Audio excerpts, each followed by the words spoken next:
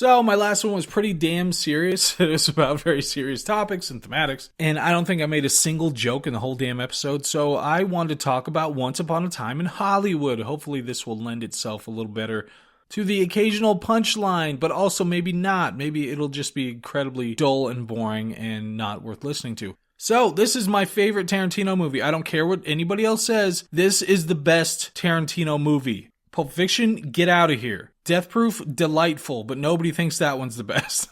Inglourious Bastards, they didn't even spell Inglorious properly, or Bastards. Reservoir Dogs, that one's pretty good, but it still doesn't reach this level, not even close. What are the other ones? How many movies has he done? Oh, Kill Bill's 1 and 2, and they're essentially one movie. Bill can suck it. That other one where Samuel L. Jackson gets a blowjob, no, I can't even remember that one. That one was not very good. It looked great, but it wasn't very good. Jackie Brown is a joke, but actually, really underrated. Django Unchained sucks, except for the really good stuff that's in it.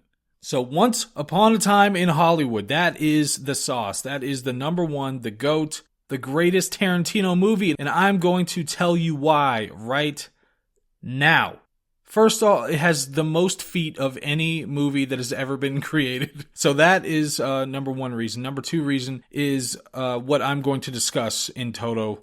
From here on, if you don't want spoilers, then go watch the movie first. Obviously, it's based in the milieu of the Sharon Tate Manson murders, and Manson did not only sanction the murder on Sharon Tate and her friends. There was another murder that happened at the same time. I read the book about that. We did a whole episode on the book about this that nobody watched. It's called Chaos. But I worked really hard on that. I read that book multiple times and did a whole episode. Nobody watched it. But it's an extremely fascinating topic in its own right. We're not going to go very well into this here, although it is very interesting that Charles Manson had a lot of connections to some very strange government projects, we'll say, and the music industry. Anyway, Once Upon a Time in Hollywood obviously is directed by Quentin Tarantino. It's starring Leonardo DiCaprio and Brad Pitt. It's got some Al Pacino in there. It's got Margot Robbie, Margaret Qualley, that one strangely shaped girl from Girls, Dakota Fanning, that stunt woman who is in Death Proof, who's awesome. Kurt Russell? I mean, come on.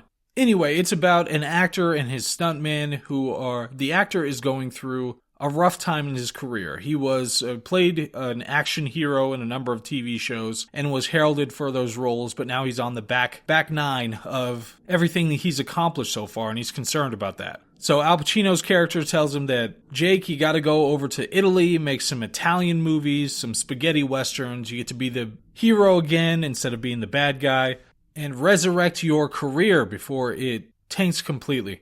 Now, Brad Pitt's just kind of riding along for this whole situation, and in the meantime, Margot Robbie is playing Sharon Tate, who is an actress married to Roman Polanski and living in the Hollywood Hills, next to Jake Cahill, Leonardo DiCaprio's character. So you get what you might expect from this era of Hollywood. You get some hippies, you get some backlot sets, you get some acting within the acting. And all of it together is really a love letter to Hollywood, and more importantly, it is a thematic masterclass in establishing really interesting and important ideas and super incredibly insightful into the current state of our country. So the thing that you need to understand about Once Upon a Time in Hollywood is what the characters are, what they represent. Leonardo DiCaprio's character is an actor. Jake Cahill plays masculine characters on the television, but in real life he is pretty weak, he's whiny, he complains all the time, and so is an ersatz representation of American masculinity.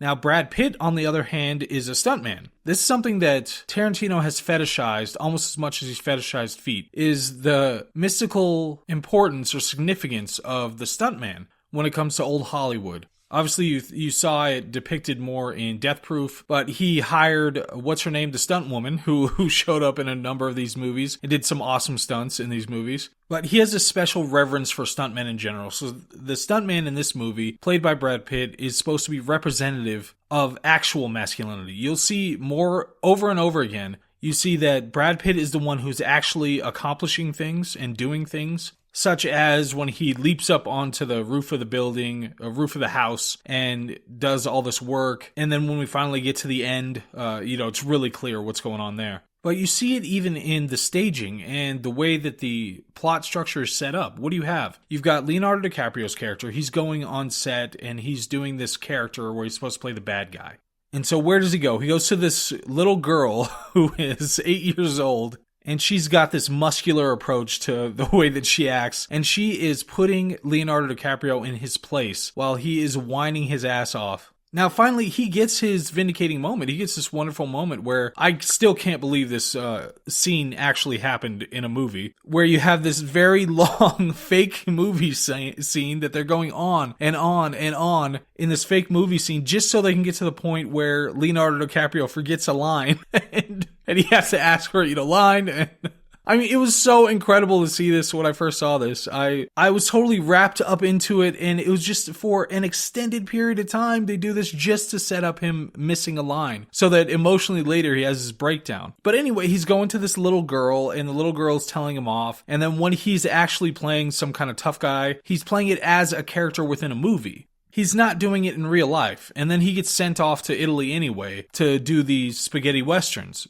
But what happens with Brad Pitt's character? He goes and talks to Bruce Lee and gets into a physical fight with Bruce Lee and gets the win. So the point is that juxtaposition. One of the biggest things about this era of American history was the moment when Sharon Tate died. When she was killed by the Manson family murderers, it was essentially a loss of innocence for the country. Because they didn't really have motives. They were doing very strange things for very strange reasons. And it was a very wealthy person who should have been culturally well protected, and she was not. It's also weird that this ranch where they have no sexual mores and they don't care about traditional values, they don't care about life really at all. And so when you have them show up at the house, and the house, Manson himself was actually, when he was looking for Terry, this was a person that he had worked with related to music production, and he thought he was going to be this big producer. He actually wrote a couple of songs for some very big bands, including the Beach Boys. So he was going to look for that person, and there is a whole lot of speculation over what the actual motive for the murders were. But that, you could watch Chaos,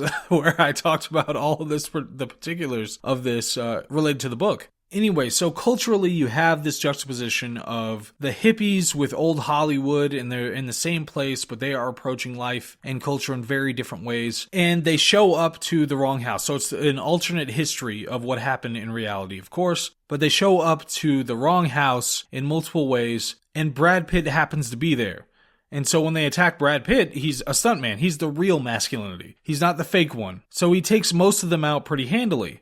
But one of them goes stumbling into the pool, and then Jake Cahill, Leonardo DiCaprio's character, pulls out his flamethrower, and in super flamboyant fashion, he burns this person alive in the pool. And then Brad Pitt is taken away in an ambulance. He's shuttled away. His exploits not especially heralded at this point. And Jake Cahill is the one who gets the credit for it when Sharon Tate's friend shows up to ask him what happened, and then he gets invited up to hang out with the Polanskis. The idea here is that he is the representative of masculinity. He's the one on screen that does it. And there's this disconnect now. It's not the reality of what's being shown on TV anymore. It's not the sincerity of Hollywood that is something that was so beloved by Quentin Tarantino back in the past. It's this representation of masculinity that has the eye of the populace now, while the reality of it is being shuttled away in an ambulance. So the movie actually has really, really interesting thematics and really interesting ideas behind it that you don't get in most of Quentin Tarantino movies. Reservoir Dogs, excellent movie, it's fun to watch, but what are the underlying ideas? Pulp Fiction, what are the underlying ideas? It's Pulp Fiction, Just read the definition at the beginning of the movie to understand what that's about. Inglourious Bastards, it's just plain alternative history. A revenge fantasy on Hitler and everything that he did. The Kill Bills, it's a take on the samurai movie. And it has some ideas about, motherhood and fatherhood and that kind of thing, but it doesn't really explore much when it comes to thematics. Hateful Eight, whatever the hell that was. Django Unchained even. What was that really about? It was really a revenge fantasy. But it doesn't have broader underlying ideas or thematics. Once Upon a Time in Hollywood, though, is a culmination of all of the ideas that made Quentin Tarantino who he is. Everything related to old Hollywood and masculinity and what it really means culturally to have movies and what stories are. Innocence and loss of innocence. Those things are explored so thoughtfully and lovingly in this movie. It just really is a whole extra tier when it comes to storytelling for Quentin Tarantino. That's on top of, the great music, the beautiful costumes, the incredible amount of detail in trying to make a period version of Hollywood and hitting the classic areas of Hollywood. I lived there for like 3 years, so it was really meaningful to me to see all those things being depicted and cared about in that way. Anyway, I love that movie. If anybody has any argument to place any other Quentin Tarantino movie above this one, I would love to hear it. All of his movies have something valuable to them. Even the Hateful Eight, they have something interesting or valuable about them.